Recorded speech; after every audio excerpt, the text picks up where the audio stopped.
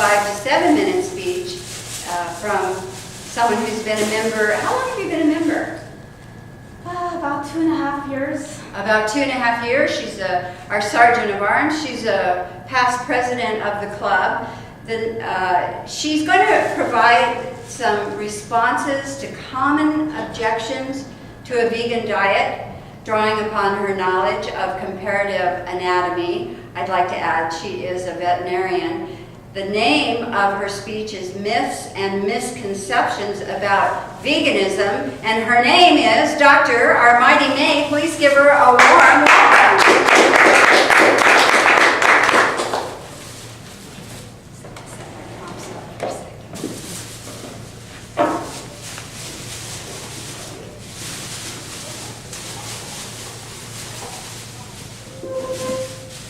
And her evaluator is Mike.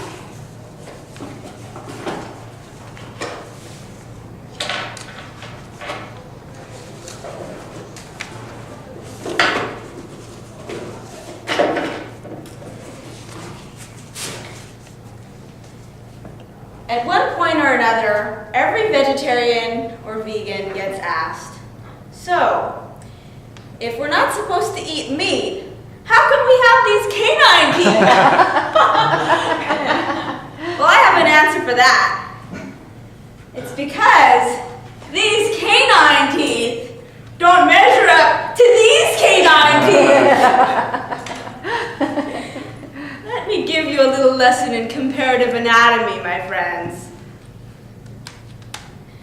Notice the long, pointed canine teeth of the wolf, related to the dog, of course, and compared to the human canine tooth that is not nearly as sharp or pointy. Notice how the jaw only has an up and down motion that is ideal for shearing and tearing flesh in the canine, in contrast to the sideways motion and also up and down motion of the human jaw, which allows the human jaw to grind plant-based foods, which are rich in fiber and cellulose. Notice the difference in our molars. Again, less horizontal surface for grinding plant-based foods compared to our molars. Now, on to another myth. Milk does a body good. How many times have we heard that one? So, who exactly does it do good for? Let me see here. Probably not humans, since they suffer from lactose intolerance, asthma, allergies, and a whole host of other problems I can't even remember. And I wonder about those dairy cows who are being milked 3 times a day and get slaughtered at 4 to 5 years of age because their milk productivity declines to where they're no longer profitable to keep. So it probably doesn't do their bodies very much good. What about the offspring of those cows who get taken away from their mothers on their first day of life so they can be put in a tiny crate where they can't turn around and then slaughtered at 3 to 4 months of age for veal? No, not them either. I know, it's the National Dairy Council. That's whose body it does some good. Oh yeah, And how about your favorite one of all? Where do you get your protein? How are you going to be big and strong like Arnold Schwarzenegger if you don't get some meat in your diet? Okay, well, how do you think the rippled, muscled bull or an elephant or antelope sprinting across the Serengeti at tremendous speeds gets their protein? Newsflash, it's plant-based, grass, and other foods that don't come from animals. As we know, we can get plenty of protein from vegetables, fruits, legumes, and whole grains. No need to touch the animals. I would like to inform you that we are not equipped without tools to chase after a creature like an antelope, a deer, a cow, or for that matter, even a chicken who wants to escape you with what we have without additional accessories. We are what is called plantigrade, which means we walk on the plantar surface of our feet.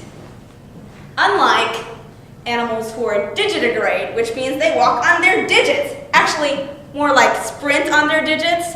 Thus, a cheetah who is digitigrade can sprint at speeds of up to 70 miles per hour. We cannot compete with them. It's not going to happen.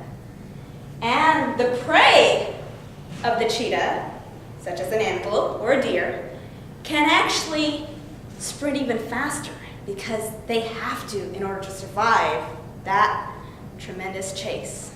So they are what are called unguligrade, which means they're on their tippy toes, like a ballerina. Lesson to be learned. Let the plantigrade folks eat plants and leave the digitigrade animals and unguligrade animals alone. Madam Toastmaster? Thank you very much. Wow, I didn't know I'm a plantigrade. Is that what I am? Yes. That's so interesting to know. And about the running on your digits, Yes. is what makes you run faster.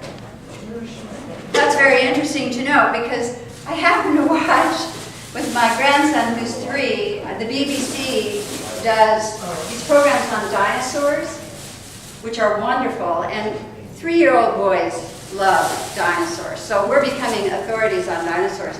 And they talk about the dinosaurs who are the fast runners and who's going to survive and all of that. And the ones who are running on their toes are the fastest running. The dinosaurs that are running on 2 legs and their front legs are like little arms, they're faster than the ones on the 4 legs. And I kept thinking, how is that possible? But it's because they're running on their digits. Digit running. That's another reason why we shouldn't be cutting off digits like on cats. Yes. Please pass the ban on declawing cats. Pass the ban on declawing cats. Well, thank you. That was very informative. I learned a lot, and I'm glad we're taping it because would love to take notes on that. We